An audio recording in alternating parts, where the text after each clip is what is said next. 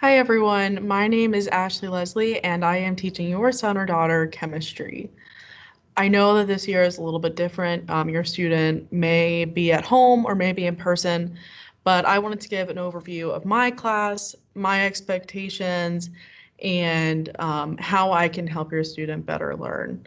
So let me go ahead and get my PowerPoint slide open.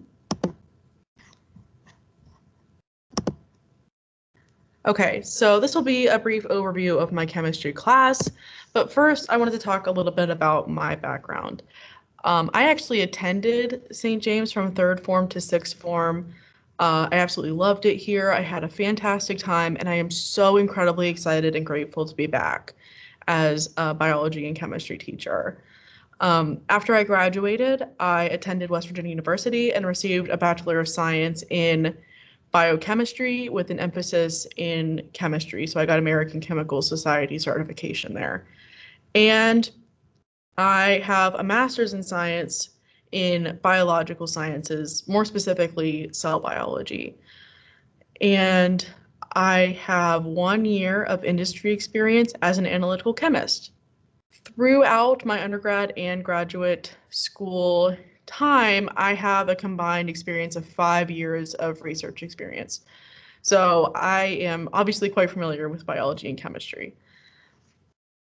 Okay, so things that we will be covering in chemistry this year are math and chemistry, so things like density and converting things from miles into kilometers and vice versa. Atomic theory, and more specifically, the history of atomic theory.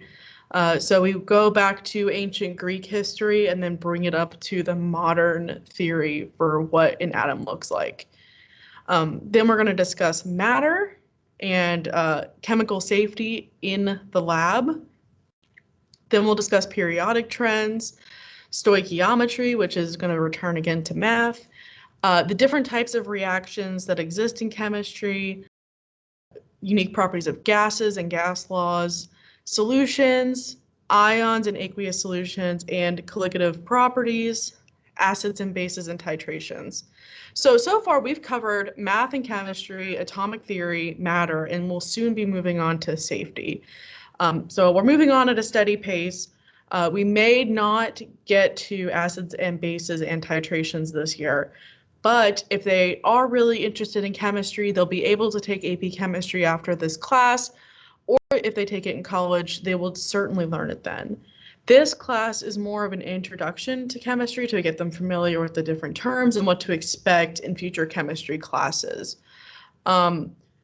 We will have a little system in place for if they want to take AP Chemistry, there will be optional worksheets for them to do in order to get into AP Chemistry, and I will be more than happy to help them with that.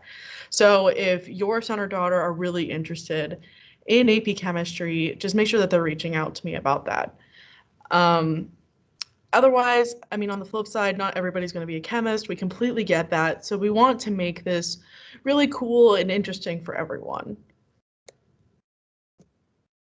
Okay, so a few examples of that are we have done some activities already in class and we'll be doing some more.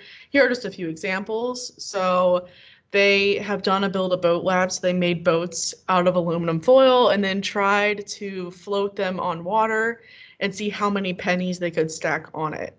So I know the kids had a lot of fun with that and it taught them density. Next, we did a flame test, which if you put salt under a flame, it can change the color of the flame. Here's an example of it here on the right. So here I have a flame going, and I'm going to be adding the salt copper sulfate to it. And as you can see, it turns the flame green, which is really cool. There were a few other cool examples. One, salt turns the flame purple, and another one turns it really bright red. So that was a lot of fun for the kids as well. Recently, we've done separation of different mixtures. It forced them to get a little bit creative, have how to separate different things in a mixture.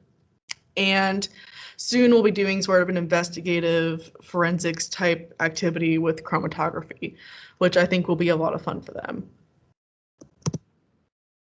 Just an overview of the expectations for assignments.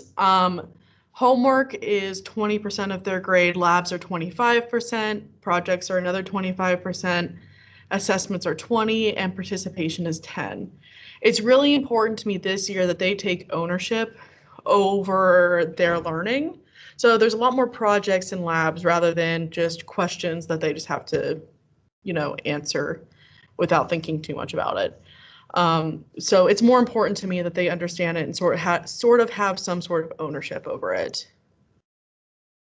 I do also, with assignments, I just wanted to let you as the parents know, I have a 50% late policy. As soon as the bell rings for class, they must or if they haven't submitted it, it's a 50%. 24 hours after that, it's a 0. And that's just mainly to assure that I can get grades back to my other students on time. This is really important. So if you don't think that they have an assignment from me, they probably do. So just make sure to double check that if they're at home, especially. If any student needs extra help, I want to make it perfectly clear that I'm here for them and I want to help them as much as I can. And I make it clear to the students that I'm available to them whenever they need me. My extra help hours are Monday through Thursday at these hours you can see. And then I'm also available by appointment. So if you are a huge time zone difference away, I am happy to work with that. I've met with students at 9 or 10 o'clock at night so that they could meet in their morning time. So absolutely no problem with that. I just need to know in advance.